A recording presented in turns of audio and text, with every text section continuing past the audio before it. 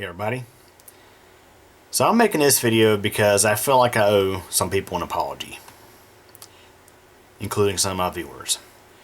So recently I posted a video having to do with attempting to repair a motherboard I purchased on eBay for about $30 or so, including shipping. It was listed as a for parts or repair only type of deal, and let's just say the eBay listing was very vague in the description of what was wrong. Matter of fact, there was no really description at all. It just was categorized as for parts are not working, and the eBay listing photo it wasn't really obvious what was wrong with the motherboard. But I went and bought it, accepted the risk, and once I got it here, let's just say I was a little upset in a way.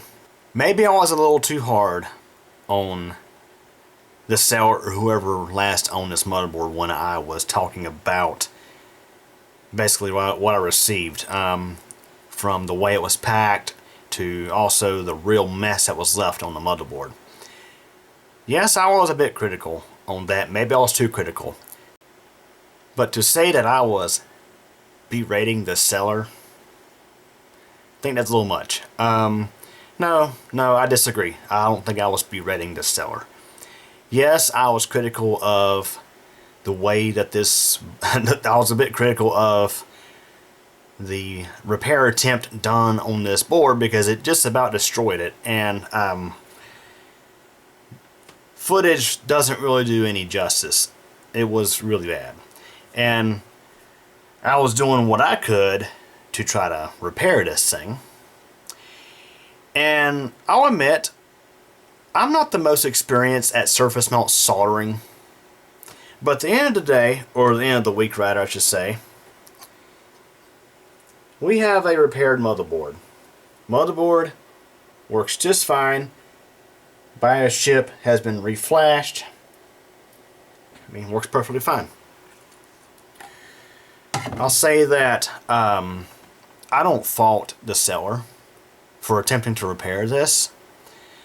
I do, however, wish he probably would have been a little more descriptive of what was wrong. Like, put like at least a couple sentences in the description noting, say, hey, BIOS chip has been removed from this motherboard, and I attempted to replace the BIOS chip because the old BIOS chip was corrupted. Motherboard might be damaged beyond repair. For sale as is, for parts not working. Something like that. Because the photo was of the motherboard itself. It did not have a picture of the BIOS chip, so I had assumed I was getting just a bare motherboard without the included IO shield, which luckily was in the box. And I mean, at the time, didn't understand what was wrong with the board. I just bought it and accepted the risk. And I think I did mention it in the prior video that had I known about the corrupted BIOS, I probably would not have bought the board, but in the end, I'm glad I did buy it because I was able to successfully repair it. But yes, I'll admit I was a bit critical of the soldering work that was, or the attempted repair of this board by whoever attempted to repair it. But let me be clear on something here. I did not disclose the eBay seller's name. I did not disclose their username. I did not have the address shown on the box. No information that would identify this person. I would never post a video like intentionally like berating an eBay seller, or a seller for that matter. And I feel like I had a right to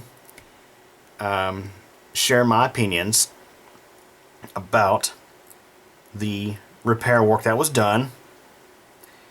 And it's not berating the person. It's not anything like that. Like I say, I don't blame them for trying to do what they could to repair it. Perhaps they thought the board was a goner and they were just using it as a piece of something to practice soldering on. Who knows? And I guess I can say I'm glad they listed it, because otherwise it would have for sure ended up as e-waste and ended up gone.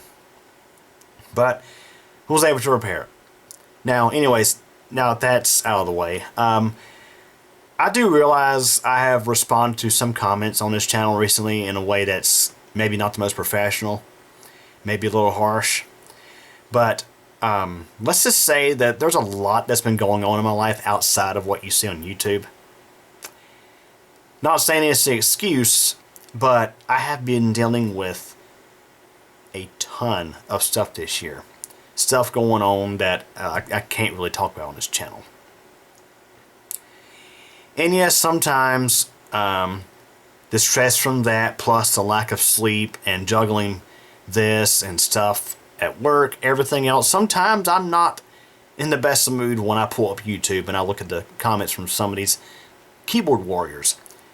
No, I'm not saying everybody's a keyboard warrior. Most people are not. Most people are legit, but I do think there are some out there who just purposely go on here just to post derogatory or defaming comments. And yeah, sometimes it gets under your skin as a creator. But anyways, as mentioned, I had to understand something. Not saying it's an excuse, but there's a lot that I have to deal with on a sometimes day-to-day basis that's outside of this little ecosystem of YouTube. And sometimes that stress does carry over a little bit into YouTube. I try to not let it do so, but sometimes it does. And also, having a touch of autism, I think, has a little bit of a factor in that as well. I feel like in a way I'm more on defense than others because of being on the spectrum. So I don't really know how else to explain that, but yes, I do acknowledge that maybe some of my comments or my replies to comments maybe have not been the best. Sometimes my replies might look arrogant, and I do not intend them to be arrogant, but sometimes that's how people might perceive them. And sometimes things do get under my skin due to external factors, like I mentioned, stuff that's not even involving my YouTube videos.